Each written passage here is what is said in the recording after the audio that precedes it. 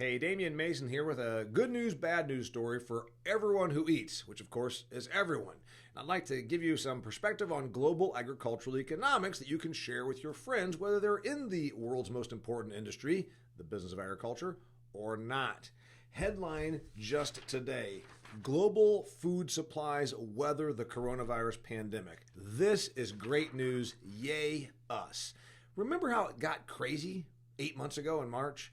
We started having countries locking down, and then when the lockdowns happened, folks got panicky. We had panic buying. We had hoarding. You went to the grocery store and you couldn't get toilet paper. And then it went from you couldn't get toilet paper to you couldn't get canned soup, couldn't get meat, couldn't get boxes of food. It was crazy. For a little while, if you could get meat, it was only in certain quantities because the meat plant workers were being tested positive for coronavirus, so we shut down meat processing. And our supply chain got squeezed. We were still making the food at the farm level, but it wasn't coming out the other end at the grocery store level.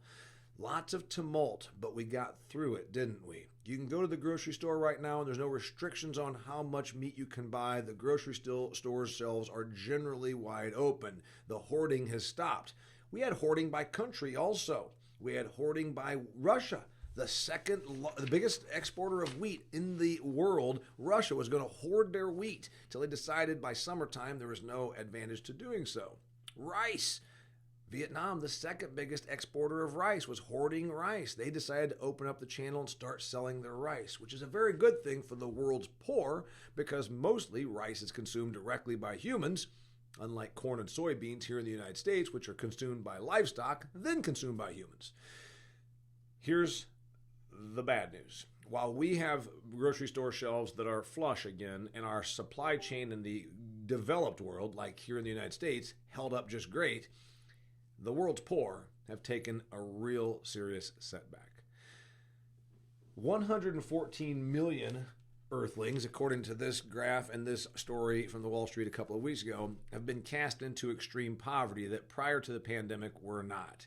You see, when big developed economies such as ours shut down or slow, when ports slow, when global economies slow, it might take 5% or so off of your money, but it's devastating to those in the developing world because they are barely hanging on by a string every day of their life. So you take 100 and some million more people and say you're now living on $1.90 a day, that means food is a struggle.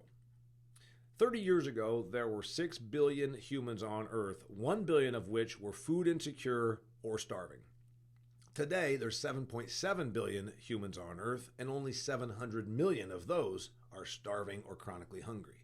Meaning we decreased the number of hungry by 300 million, even while we added 1.7 billion people. Yay us, wonderful for our economy and wonderful for the business of agriculture globally.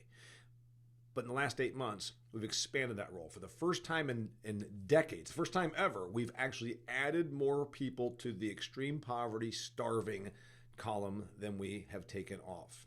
This is tragically sad. Everybody in the business of agriculture chokes up when they see pictures of starving children because if you are called to this industry, you believe it is your role, it is your lot in life to make sure that one thing you do is you produce food for those who are the most in need.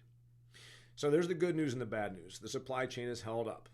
When you hear politicians calling for lengthy lockdowns because of coronavirus, realize the impact that has globally and what that will do to the world's poorest. Countries like Yemen and Nigeria are now facing famine.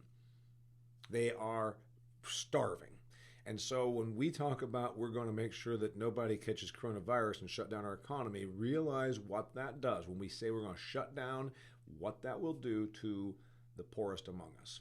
Agriculture made great strides for the longest time. And now, those wonderful trends are being reversed.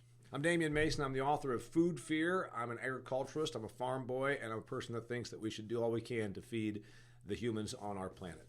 Till next time, thanks for checking in.